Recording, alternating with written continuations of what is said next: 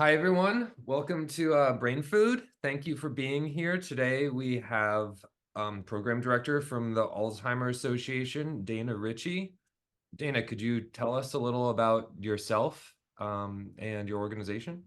Yeah, I would be happy to. Thank you.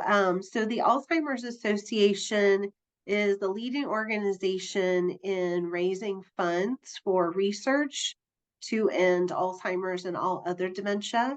But I like to say until there's a cure, there is care. So another piece of what the Alzheimer's Association does is provide care to families who've been impacted by dementia, Alzheimer's or any other type of dementia. So a program director, my role, I manage those programs and services that are available to our families. I'm specifically located in the southern part of Ohio, but we provide these programs nationally across the United States, and we also have a 24/7 helpline where people can call and get individualized information about programs and services in their area. They can have a care conversation with a professional. So that number for our 800 number is 800-272 3900. So that's a national 24/7 helpline. Here locally, where I am, we provide a lot of education programs, especially for family members who have a loved one who has disease, but also for just our aging population. So we provide education on, the signs and symptoms of Alzheimer's, kind of what's the difference between things you see in normal aging and something that's not typically normal. So you probably want to talk to your doctor about it. We provide education on brain health. What are some activities and lifestyle changes that we can do to research shows to help with our cognition. We also provide free support groups to family members. And then something we've really done well with in the greater Cincinnati area is to provide early stage social engagement programs. And these are really fun programs because they're for people who have been diagnosed with a type of dementia. They're typically in the early stages. We don't really make them prove that, but they're still functioning and need socialization and need some cognitive activity. So we provide this programming for them and their care partner, usually a family member, to come together and just have an hour of fun socialization with us and our volunteers. A lot of times there's food involved. That's Americans like to socialize around food, but we try to also provide a fun activity, not just for the person who has the disease, but for everybody who attends, because we don't ask you to identify you have dementia, you're the care partner. Everybody is just everybody in our social engagement programs, and so some of them involve like an art and craft. Recently, we had one they were sculpting with marshmallows. Some of us just ate their marshmallows. I was one of them that would eat marshmallows instead of sculpt with them. Some of them are focused on specific things like music or singing. And then occasionally we have some good presentations on subjects that might be bring back memories to us or are of interest to us, like maybe certain travel destinations with lots of show and tell items. A lot of times those bring back memories of maybe places we've visited or wanted to go to in the past. So those are the types of programs that we provide here in the Southern Ohio area. I love it. Yeah, I love the variety. Could you talk a little about the music specific programs and maybe how those are received compared to some of Yeah. the others? Yes, absolutely. So we have music can show up in any of those social engagement programs we talked about. From time to time, we'll do music trivia, or something that's called Singo, which is bingo with songs. We've done trivia with theme songs from television shows from like the 50s, 60s, and 70s. So music trivia really can play a part in any of the social engagement programs we have, but we do have two programs that is always music focused every month. One of them we call the social sing along. We started it over COVID, and we've just kept it going on Zoom, so it's accessible to everyone. But it's literally singing, singing together.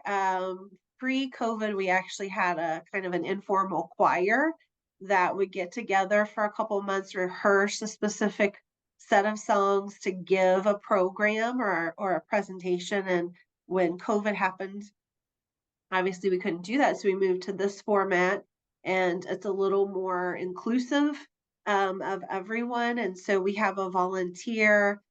She's an amazing, lovely singer. She also has a wonderful British accent. She's very cheeky and very entertaining. So she sets our theme for the month and the songs that we're going to sing. And again, we usually are singing songs from 50s, 60s, 70s, really well known songs, but we're not singing, Pop Goes the Weasel or anything like Mary Had a Little Lamb. We're singing like the Beatles and Frank Mhm. Sinatra and the real music.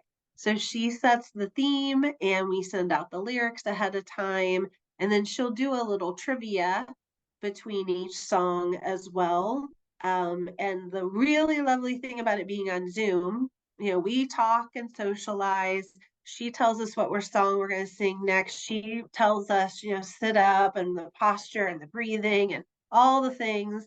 And then we mute ourselves and she sings. So we're all singing. You see all the people sing.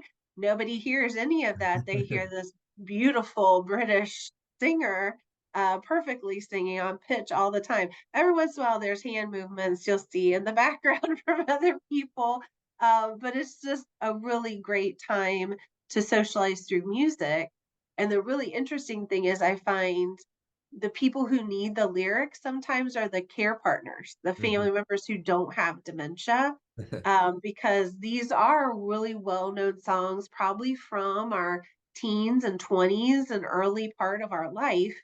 And so they stay with us a lot longer. Our long-term memories are actually stored in a different part of our brain than our short-term memories. So we may not remember what we had for breakfast this morning, but we might remember what our favorite song was at our senior prom or what our first dance at our wedding was, because those are longer term memories. And so it's amazing people who maybe don't talk a lot or maybe don't have a lot of short-term memory recall know all the lyrics to Yellow Submarine somehow, and it's just unbelievable. So that's one of our programs specifically focused around singing, and then we have another one that's musical moments, and it involves all aspects of music. So some singing, instrument playing. We usually have professionals who play instruments, but there are some instruments that are accessible to all of us there to play, like tambourines and triangles and maracas and drums and bongos and things that we can also play along with. There's dancing usually involved. Sometimes we're learning about different kinds of cultures.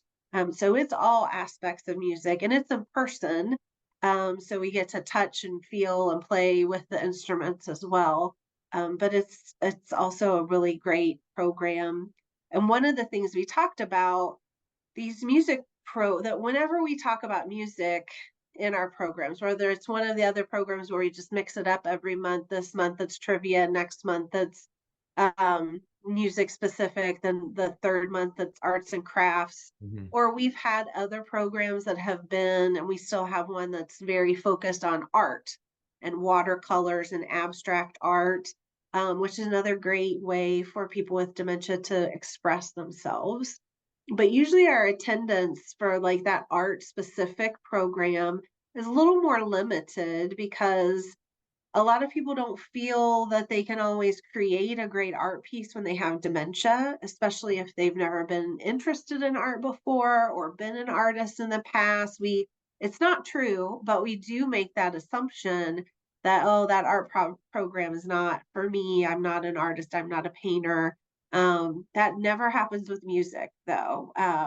Music seems to spark an interest with everybody. So we usually have a lot more participation and attendance when it comes to those music specific programs. Very cool. Um, and you were starting to talk a little bit about short and long-term memory compared to each other. Could you talk a little about procedural memory too? We were Yeah, talking about that before. yeah. So I was reading an article in Practical Neurology that I thought was interesting because I've always talked about music and we've heard that term of the earworm, how it like gets in your brain and you can't get it out. And we don't think about with dementia, but it seemed almost applicable to dementia because again, I've seen people who really have maybe one word left in their vocabulary and they can sing the all the words to how great is that how great thou art, or something else from their past. So I was looking up this article and it was talking about um the also the saying around when you learn to ride a bike you never forget how to learn to ride a bike. So I Hmm. was talking about those kinds of activities like riding a bike, learning to throw or catch a baseball, things that we learned when we were little kids, or music or dancing and music, all aspects of music. Somebody who maybe was an artist as a child, played a piano or played some other kind of musical instrument, or just the words we sang along with in church or on the radio. Those are called procedural memories. And they do the memory itself. So the long term memories are stored in a certain type part of our brain. And most of those memories in there are called procedural memories because they stay with us the longest. The memories that most of us are using every day, though, are called explicit memories.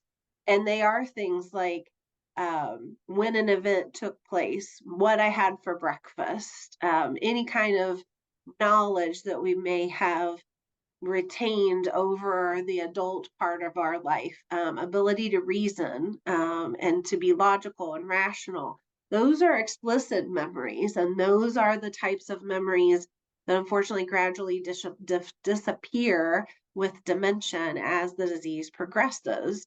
But these procedural memories tend to stay longer. And I was joking and saying, obviously, I wouldn't recommend an 85-year-old just with dementia hop on a bike and see if they remember how to pedal. That's not a real safe thing for us to think about, or throwing a baseball, but definitely putting on a tune from a band or an artist that we know that they've liked, or if we know that their mom made them go to church every Sunday the whole time they were living in their childhood home, like they might remember some of these hymns or some of these songs that were popular and sing along, tap along. Even in the later stages when we may have lost all ability to verbally communicate, you can see a smile, you can see holding, a tempo or a pace sometimes with tapping of the hands or foot. In really late stages of dementia with a song that meant something to someone in the earlier part of their life. Yeah, so cool. And I think it makes sense. We keep talking about this term dementia, and we were speaking a bit about how a lot of people I don't think realize how broad that term is. We generally Right. hear in the mainstream dementia and Alzheimer's, but could you talk a little bit about, yeah, how much more there is to it? Yeah, yeah. So dementia itself is just an umbrella term of cognitive impairment. Unfortunately, a lot of people do get diagnosed with just general dementia. That's not actually a diagnosis in itself. It's like me telling you you have cancer. Hmm. I don't know what kind, but I'm sure you have cancer, right? We stop short. And for something like cancer, that's ridiculous. I would never say that to a person if I was a physician because you need to know what kind of cancer. There's likely treatments for those types of cancers. A lot of our dementias, the actual diagnosis under that umbrella of dementia, there aren't a lot of treatments or cures for them. So you hear so much about Alzheimer's because it's the most common type of dementia. But it's one type of dementia, just like leukemia is one type of cancer. There are lots of other dementias, and there are more, over time, we are seeing mixed dementia because it can be hard sometimes to, chicken and the egg, what part of the brain was damaged by what first. Mm, And as we learn more about other dementias, we're seeing them increase more. So, like the second most common dementia in most cases is vascular dementia. So we've learned a lot about, what's good for the heart is good for the brain. They have to work together. 25% of the blood from every heartbeat, and then that oxygen that's in that blood, 25% of every heartbeat, that blood goes up to your brain. So if you have any cardiovascular issues, AFib, if you've had little TIs, a stroke, anything like that, that can cause and lead to a vascular dementia. So the root cause of that is really a heart issue, wow. but it can cause a permanent type of dementia that's called vascular dementia. My father-in-law had a little less common type of dementia 10 years ago when he was diagnosed. It's called frontotemporal dementia. Unfortunately, we've heard more about this dementia because there's some celebrities whose families have disclosed that they suffer from FTD. So Robin Williams Mm, was disclosed in his autopsy that he had FTD. Now Wendy Williams, am I right about her name?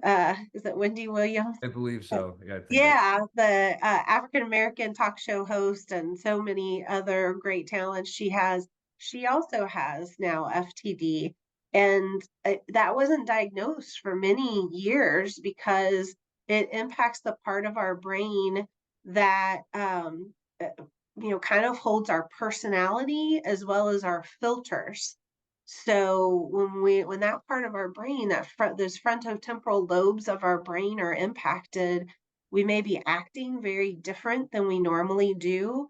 And we may be saying and doing things we wouldn't normally do. So, just example from my own life, my father-in-law, a little sweet, mild-mannered, nicest little engineer you've ever met, a little socially awkward and quiet, but the most generous heart and very harmless man.